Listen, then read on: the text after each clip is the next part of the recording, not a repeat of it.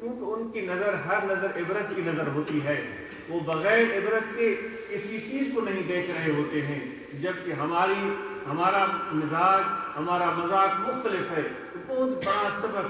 بہت بڑی ہدایت، واضح برہان اللہ تعالیٰ کی طرف سے آتا ہے، اس کو بھی دیکھنے کے باوجود ہم اس سے سبق حاصل نہیں کرتے، تو وہ فرماتے ہیں کہ میں نے اس مٹی سے ہم کلام ہونے کا شرف پایا۔ کیونکہ اولیاء اللہ تعالیٰ نے ان کو یہ طاقت دی ہے کہ ان سے مٹی بھی کلام کرے،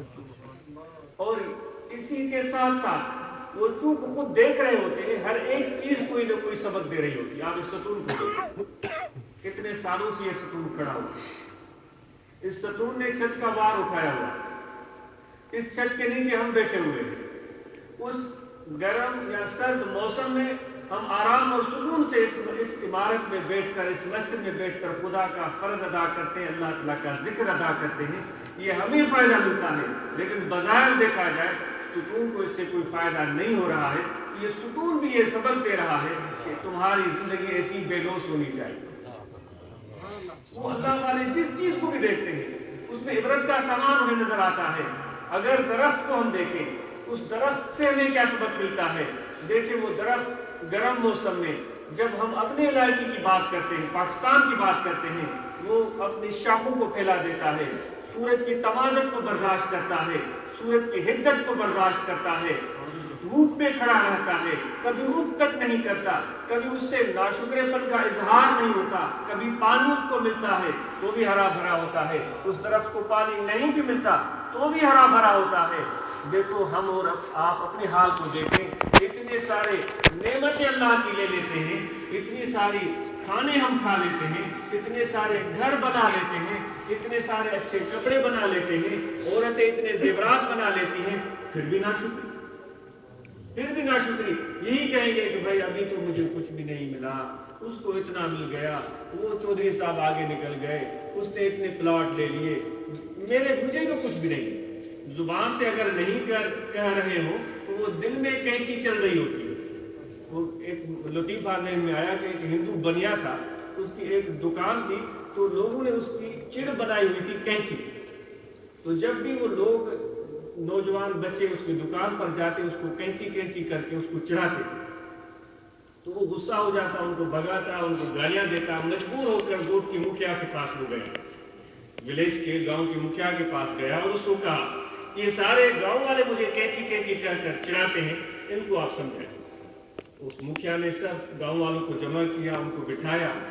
اور ان کو کہا کہ بھائی اس بنی کو، ہندو کو کوئی بھی کینچی نہ کہے۔ تو لوگوں نے کہا حضور ہم کیا کریں، یہ بچے ہیں۔ انہوں نے کہا کہ اگر بچے نہیں مانتے تو ان کی گلی میں کوئی جائے ہی نہیں، اس کی گلی میں کوئی جائے گا ہی نہیں، تو کوئی چیز اس کو کوئی کہے گا بھی نہیں۔ تو سردار کا، گاؤں کے چودھری کا حکم ہو گیا، تو لوگوں نے اس گلی سے آنا جانا چھوڑ دیا، بچوں نے آنا جانا چھوڑ۔ پہلے تو ہر وقت گلی میں رونق لگی رہتی تھی، ہنسی مذاق چلتا رہتا تھا، اس کی بکری بھی ہوتی تھی۔ اب بچے اس گلی کو چھوڑ کر دوسری گلی سے گزر رہے، تو یہ تو پریشان ہو گیا، رونق لگی رہتی تھی، کبھی ان کو دوڑاتا تھا، وہ کبھی مجھے دوڑاتے تھے، کچھ ہو ہی نہیں رہا ہے، وہ پریشان ہو گیا۔ تو اپنے ہٹ کے اس دکان کے باہر آ کر ادھر ادھر تاکنے لگا کہ بچے کہاں ہیں، بچے دور کہیں کھڑے ہوئے۔ تو چل کر ان بچوں کے پاس گیا اور ان کو کہنے لگا کہ مجھے پتا ہے تم زبان سے کینچی نہیں کہہ رہے ہو، لیکن دل میں کینچی ہے، تمہارے دل میں وہ کینچی ہے۔ تو زبان سے ہم نہیں بھی کہتے، لیکن دل میں وہ ناشکری والی کینچی چل رہی ہوتی ہے، کچھ بھی نہیں ہے، کچھ بھی نہیں ہے۔ درخت سے سبق حاصل کرو دوستو، وہ جب اس کے نیچے ہم جاتے ہیں کتنی ٹھنڈی چھاؤں سے ہمیں باہر کرتے ہیں، کتنا سکون ملتا ہے اور کتنی ٹھنڈک ملتی ہے، اور اس ٹھنڈک کو انسان پاتا ہے، اور اس درخت کو کچھ فائدہ نہیں ہو رہا ہوتا، لیکن وہ درخت کی جو اللہ نے ڈیوٹی لگائی ہے اس کو بسر وہ چشم وہ قبول کرتا ہے، وہ سرجا دے، پانی بھی اس کو نہ ملے پھر بھی اس کا وہ شکر ادائی والا مرحلہ اس کی صورت جاری و ساری رہتی ہے۔ تو ہم اپنی حالت کو دیکھیں، ہم اپنی کیفیت کو دیکھیں، ہم کہاں کھڑے۔ تو وہی بات میں عرض کر، اگر پتھر پر آ جائے تو پتھر جو دھوپ میں پڑا ہوا ہے، پہاڑ پر پڑا ہوا ہے، وہ ہر وقت دھوپ اور تمازت کو برداشت کرتا ہے، ٹھنڈی ہواؤں کو برداشت کرتا ہے، اور پھر اللہ تعالیٰ فرماتا ہے کہ یہ پتھر بھی میرا ذکر کرتے ہیں۔ ہم اور آپ تو اس बाहर ठंड है, अंदर हीटर ऑन है, मजे से बैठे हुए। पत्थर तो कोई यहाँ नहीं बैठा हुआ,